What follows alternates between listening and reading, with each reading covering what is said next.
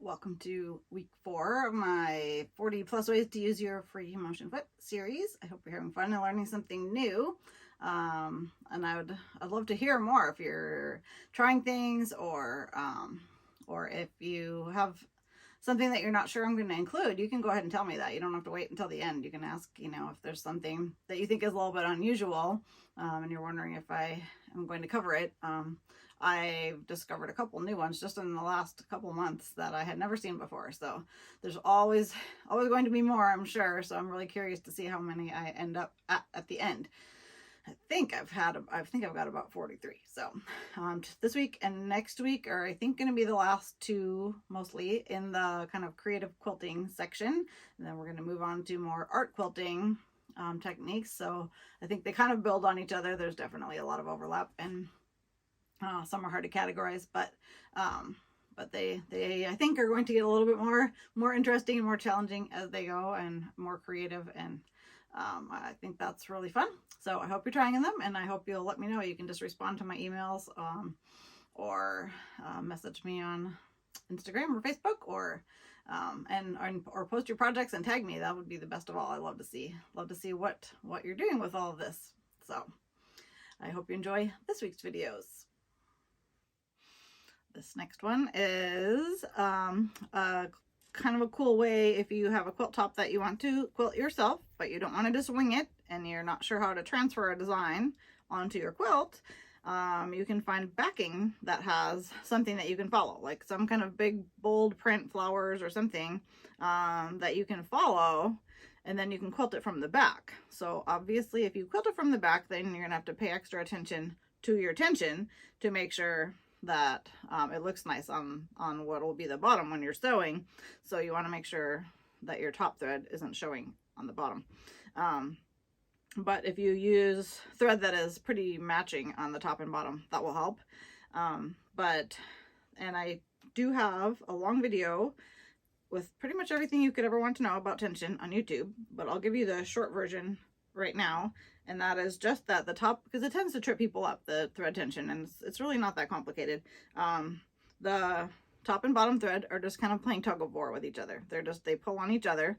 So if you tighten the top tension, then it gets stronger and it can pull the bottom thread up to the top. And if you're seeing your bottom thread on the top, then you want to lower the top tension a little bit so it can relax and let that bobbin thread go back down to the bottom, or in the middle, ideally, is where you want them to meet in the batting layer. So most of the time you can adjust it just with the top, and you don't have to mess with the bobbin tension. You often can, but you usually don't need to. So it's really not a scary thing at all. And I'm sure we'll talk about it again, because there are times that I intentionally will have it be off. But it's definitely important for this technique. This is similar to something called bobbin work, which we're also going to talk about, but it's just a little bit different. So I'm going to call that a separate one. So I got out a couple of examples that might be good. I don't actually have a lot of large prints, so I had a little bit of trouble finding examples, but this one's kind of fun. You could go around the leaves, and this flower is so big I would probably go into the center, because that would be a large area to leave unquilted.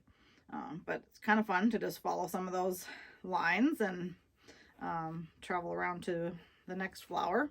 And it looks like it would kind of have a flow to it. So that's something to look out for. I grabbed one that at a glance looks like it might work, but really, let's see, I'll open it up so you can see a little more. It's got circles, so you could follow the circles, but if you followed it exactly, then you get around to the end of the circle and you're out of luck, right? So you could do a spiral, but you're still going to run into trouble because they're not complete circles. And how do you get to the next one? You just would have to do some traveling and backtracking, and that might be okay, but this might not be as great as it might look at first. And then what is almost always good is just a stripe. So regular stripe, zigzag stripe, plaid, if you just want straight lines, then those are great. So, and if you use something like this, you could decide if you wanted to go on every line, or just every other one, or whatever, depending on how densely quilted you want your project to be. And these are very straight lines, but still zigzaggy, so I would still use a free motion foot. It would be a little bit more organic looking. It would be hard to make it perfectly straight, but that doesn't bother me, and it would just save a lot of time. So you'd have to still do a lot of stopping and turning if you were doing it with a straight stitch foot or walking foot. So, but any of these would be, you know, most of these would be great. I picked this one to try, even though it doesn't automatically look like an obvious choice, because I thought it would be fun to just, and I've already done some, but I'll do a couple rows to show you. I'm just going to go around half of the flower and then down one of the stripes that goes through that row of flowers.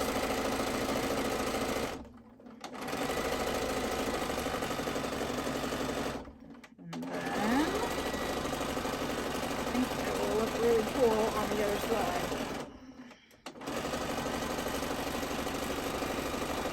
I've always been notorious for when I want to try a new technique, I just grab a scrap of fabric, and my friend Di that I used to work with at the sewing shop used to give me a hard time about that. Do an actual project. I have a whole box full of like cool buttonhole techniques or whatever. I just want to try it, and then I don't always do it on a project. She got hired about the same time I did, and we ended up being good friends and a great team, and I learned so much from her. We both love to try new things and figure things out, and one time she actually hired me to sew a couple of t-shirts for her. We both did every kind of sewing you could think of, and she was perfectly capable of sewing her own t-shirts. But I had just gotten a new serger, and she didn't have a serger, and I could make a t-shirt in 30 minutes.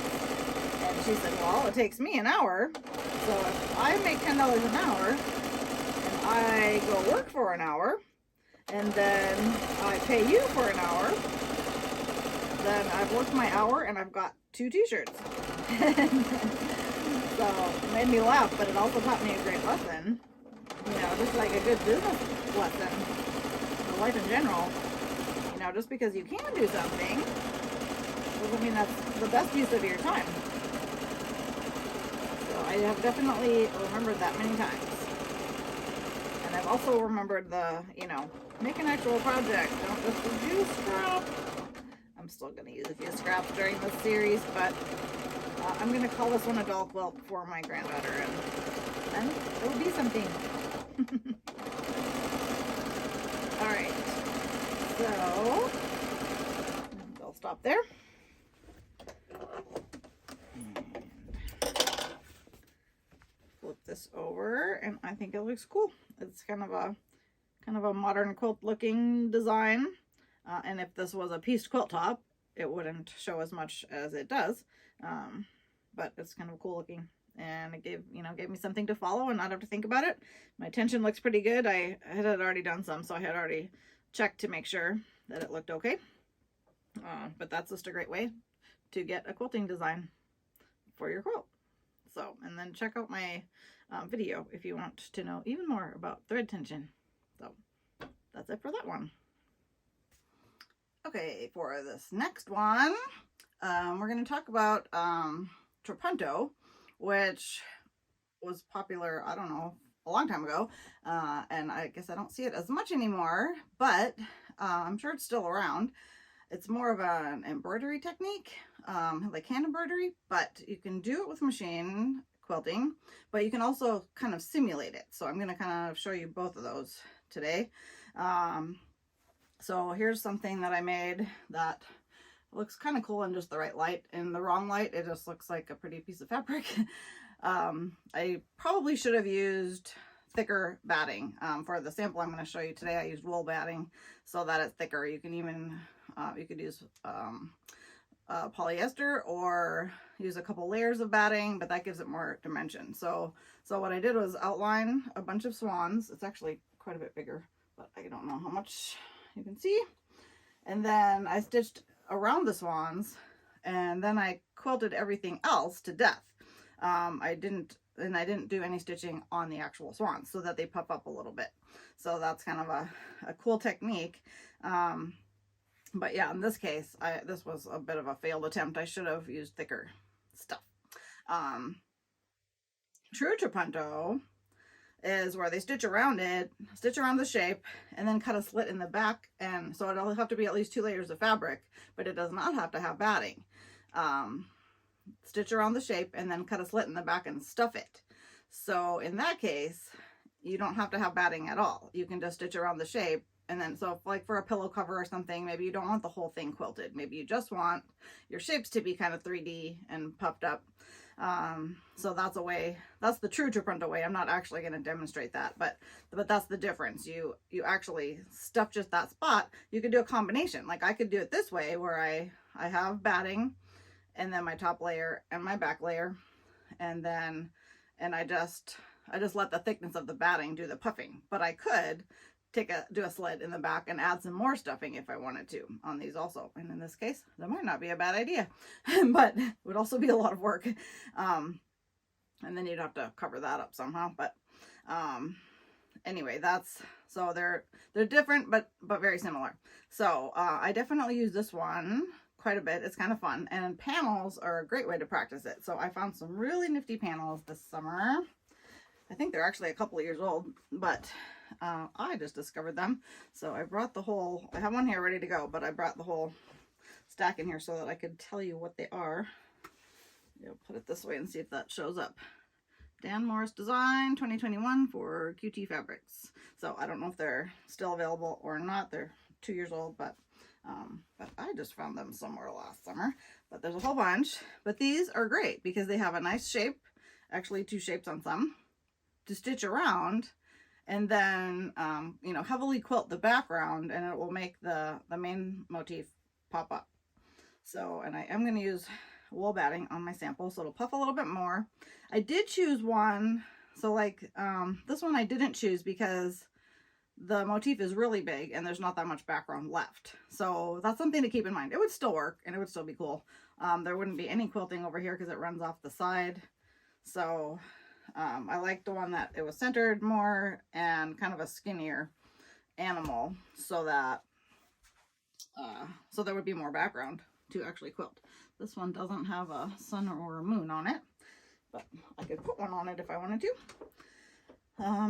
So I'm ready to go here. I'm just using a matching color of thread, blue. It's not going to match when I get up here, and I could change it and I could not. I probably won't because I'm usually too lazy for things like that. So what I'm going to do first is, okay, I'll be good and pull my bobbin thread up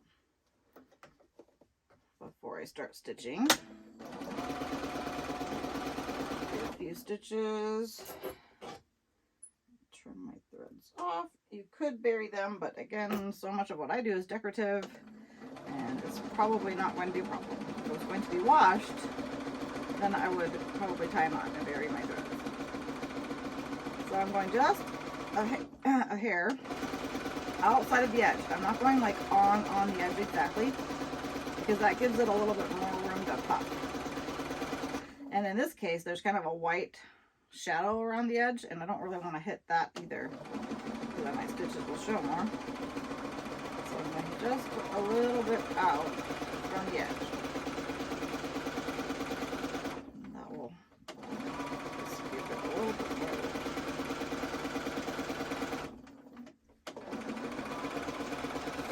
Bring it up into the antlers. I'll probably have to go kind of closer to the edge. I'm not being absolutely perfect here.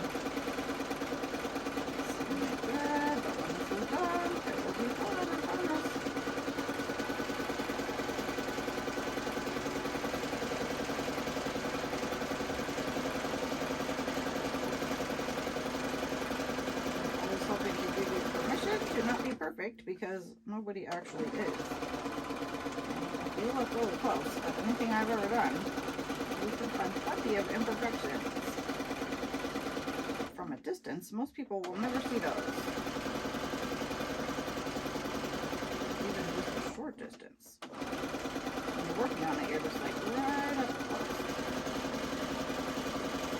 Alright, so So I've gone all the way around and it is already starting to puff up a little bit.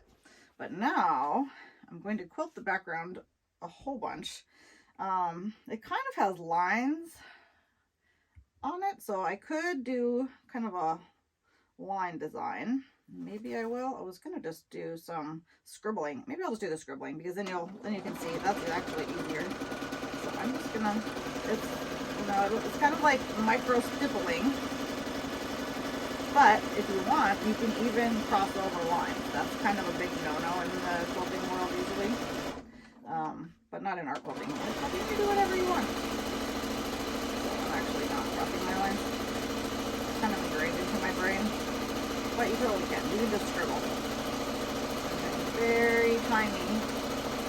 Kind of going around the edge first, but you don't have to. You can keep going. But I think I will go around the edge and work my way out to the outside.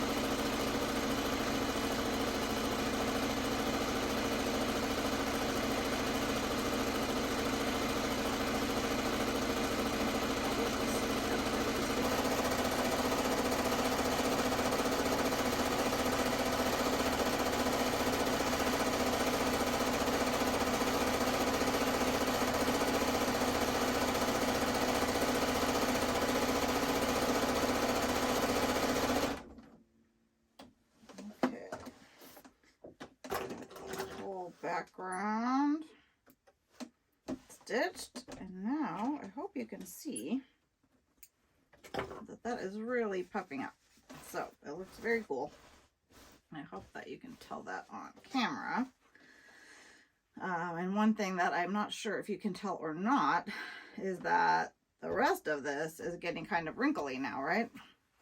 Because all that stitching shrinks it up a little bit.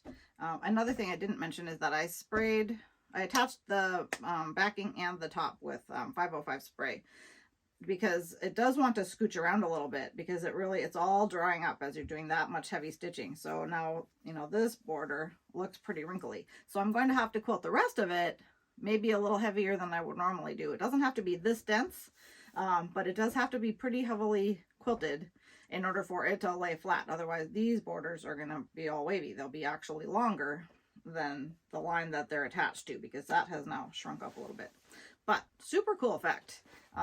And this is a really great beginner free motion project because you do have to stitch around the outline of the shape, but that's forgiving too on such a busy print. And even where I have blue on orange, it doesn't show up all that much, and the rest of it you can't see it at all.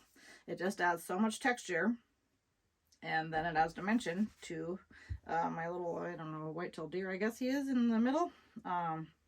So anyway, I think that's all I need to say about that, but it's a great way to use panels. Oh, I know one other little freebie tip I can give you on panels.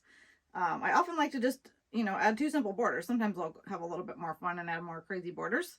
That's actually one of the whole sections in my Simple Secrets class is just all the fun things you can do with borders.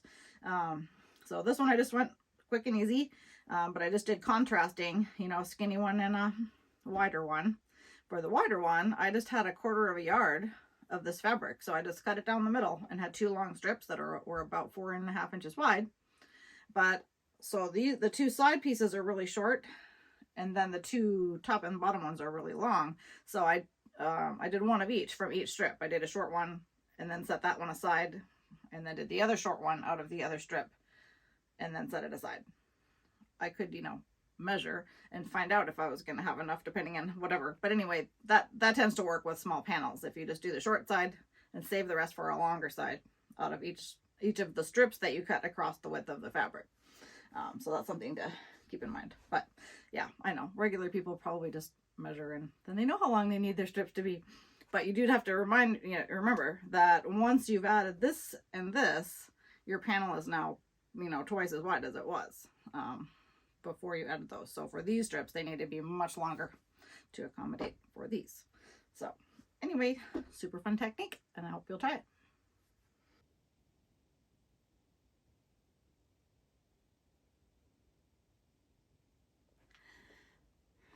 The next one I'm going to show you is bobbin work, which probably should be more in the art quilting section. of the series, but we already did a little bit of it kind of when we did the quilting from the back segment, so I thought I would include it in this video. And it's not something I've done a ton of, so I'm definitely not the expert. I just trying stuff kind of right along with you guys. But a couple of advantages of stitching from the back. One is, as we did before, you have something to go by. Like there are more options for marking your design because you don't have to worry about getting rid of it as much, especially if it's something that's going to get covered up again, which a lot of my stuff does. But another advantage is that you can use crazier threads in the bobbin than you can in the top thread, because the top thread has to go through the tension and the needle and actually through the fabric. It goes back and forth through the fabric. And so this is a metallic thread. I'm going to try this one first, and I do use a lot of metallic threads in the needle, and I think I should do a whole segment just on that because I definitely have lots of tricks for that and it's fun. But if you have one that's being especially difficult, then you can put it in the bobbin and then it will eliminate most of the issues of metallic thread. But then again, you do need to, you know, be able to mark where you're going because you can't see where you're going from the front. So this one just is a little bit rough. It's a Gutermann one. So what I did was I hand wound it onto the bobbin. That one may have wound by machine just fine. But and I'm also going to show you pearl cotton. So that one I for sure wound by hand. And I decided on both of these to try bypassing the tension altogether. So I'm going to stitch it first and then I'll show you what I mean. Oh, and I'm going to also, stitching it from the other side so it shows up on the black side. That's what I want to do. So let me find my pencil here. I'm back to my scraps. Sorry, die. So I'm going to just draw a design here. And something that you for sure want to do with this is do one stitch and pull that thread up to the top. This is something you should really always do with free motion, and I often don't. And once in a while it makes a snarly mess on the bottom, and it's even more likely to with this heavy thread.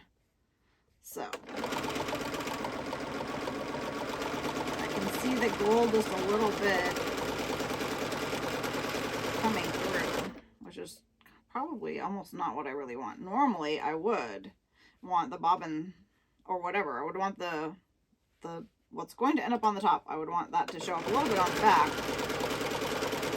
so that my back thread isn't showing up on the front. But in this case, when you're basically almost couching these weird threads to the front, so in that case you kind of do want the top thread to show up a little bit on the bottom, because you don't want that thick thread to be having to go through. And this I would probably thread and stick it through the fabric also. Otherwise it does make fuzzy, messy tails. But for now I'll just cut it off. But that looks really cool. I'll show you. I bypassed the tension altogether on that. It kind of depends how thick it is, but this is not very thick. So normally, let's see, make sure you can see it here. Normally it would go through this slit and under this little flat thing. I don't know the names of any of this stuff. But I skipped all that and I just threaded it through this giant hole. I didn't even try to put it through this little guide here. It's not seeming to want to go. So, and it worked fine. So it doesn't have very much tension at all, but it worked just fine. And I do want it to kind of stay on the bottom. So I'm going to try the pearl cotton now. And so again, I have the zoomed way in, so there's not much room. I just stuck it through this first. And then pop my bobbin in. You kind of have to experiment a little bit. Draw myself another flower. Probably better off not drawing it. That was pretty bad. Alright, and then one stitch and pull it up. This one doesn't want to come, it's fat. There we go. hold those down for a few stitches. And I'm going slow and using probably a little bit bigger stitches than I normally would. And that may or may not be necessary. I'm sure that there are good resources online for this process because I'm just trying it. And I mean, I have seen lots of people do it, but I don't have a ton of experience with it. I'm just not afraid to try stuff. I'm apparently on video. Okay, so a little bit of tension issues. I probably could tighten my top slightly, but, and again, I would thread this through, but it's kind of cool still. So, and that's very heavy. Pearl cotton, you know, is something you could never put through your needle, I don't think. And it ends up kind of just laying on the surface. And you can play with the top tension a little bit to get it to maybe, it does look a little bit wiggly, but that might be okay too. I don't know. Depends on what you're doing with it, but kind of another fun technique to try.